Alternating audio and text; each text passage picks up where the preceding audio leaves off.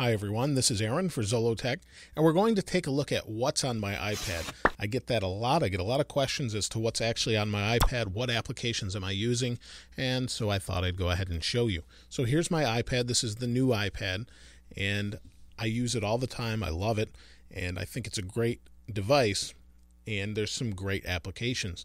Now on my home screen, this hasn't really changed much if you watched the last video. You can see I have pretty much all the standard iPad apps along with the Bible, Twitter, iPhoto, and TwitPad. One of my favorite applications is Flipboard. It's the way I kind of browse through a lot of the news that I read, things like that. We can turn real fast here, and it's, pulling news and things like that from different locations. I really like that a lot. It just makes it a really nice way to read different feeds. As far as feed readers go, I also use Pulse. Pulse is another feed reader that actually allows me to see a lot of different things, such as all of the news from Mac Rumors, 9 to 5 Mac. Obviously, I like Apple things, but Engadget, The Verge, all of these different things, I'm able to see their feeds, and they're really quite nice. Now, you can see everything here. Here's one of the video reviews I did before was Stock Touch, and that's a nice application. I don't really use it a whole lot, but it's here. And one of the most recent applications I found that's free and really great is 123D Catch. I advise you to take a look at it because it allows you to capture objects in 3D. So I can take my iPhone, for example, capture it in 3D, and it puts it in a different 3D object on your screen. You can move it around. It's really pretty nice and intuitive. It's definitely worth checking out since it's free. You just have to open an account with them. They process it in the cloud, and then that's that. Now, as far as games, I get that question a lot. I don't have a lot of games on here because I use this a lot more for work, that type of thing, as opposed to playing a lot of games. However, the games I have on here are Draw Free.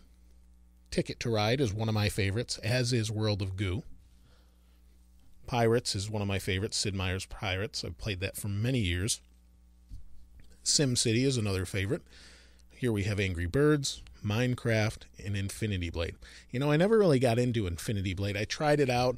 I bought it, obviously, and it's not one of my favorites. It's just kind of one of those things that I use, but I didn't really get into. I used it for a little bit, so not my type of game, really. But it's there, and it's worth buying. It's beautiful to look at, and it's a good thing to show off as far as what the iPad can do.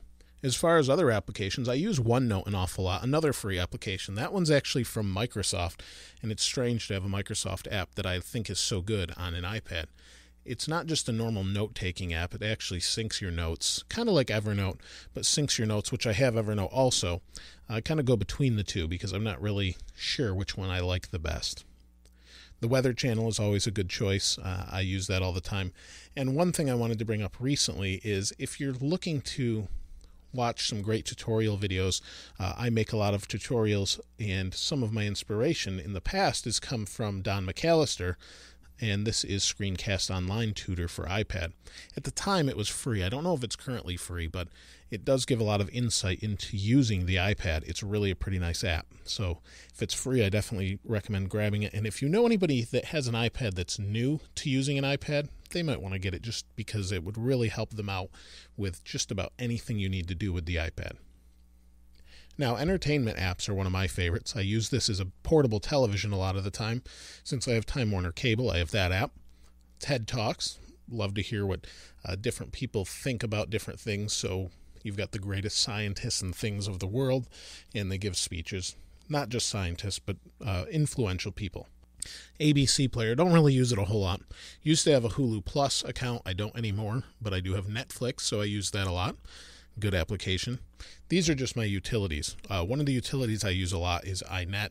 I may have shown that off before, I'm not sure, but it allows me to scan the network and see who's online. I actually use that when I'm in large environments that I can see how many people are using the connection, and it allows me to see if the network's holding up to a certain amount of connections at once. I have a TiVo, so I use the TiVo app. It's a remote. It allows me to record things. It's free, and if you have a TiVo, it's worth using, along with the remote for the Apple TV.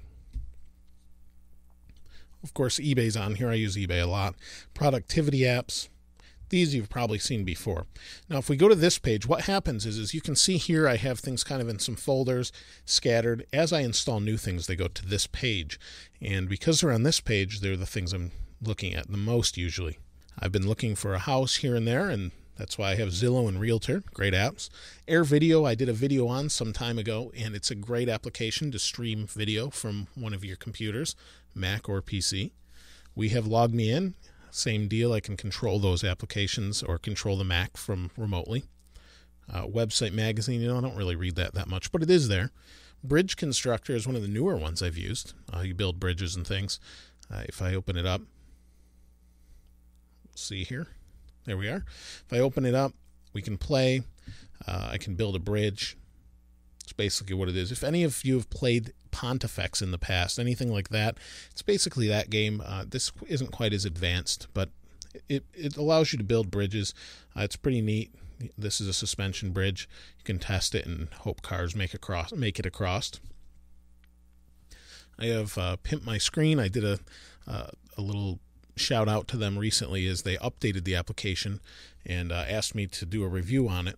And while I didn't do a review, I actually have used some of their stuff. There's some great backgrounds that they offer, and it's really nice to actually have some of these different backgrounds. In fact, the background that's on my iPad now is from them. And great application, pretty inexpensive, but they have more than just backgrounds too. Finance apps, good stuff. I use MoneyWiz, Bills HD. I downloaded it, but I don't really use it. I may use it in the future, and Page Once.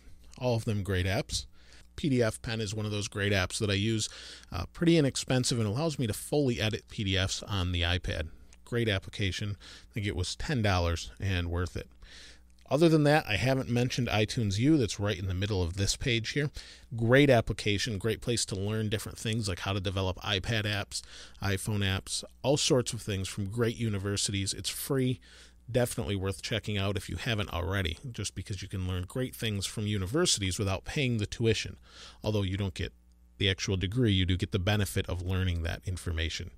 Great stuff. Now, if you have any applications that you would recommend, I don't have a ton on here. I've used a ton of applications, but if you have anything you think I might benefit from as far as, well, YouTube related, making videos like I do all the time, or just simple applications that you might think are better than Flipboard, or I may enjoy, or others may enjoy, please place those in the comments below. If you haven't subscribed to this channel already, please go ahead and do that. And as always, thanks for watching. This is Aaron. I'll see you next time.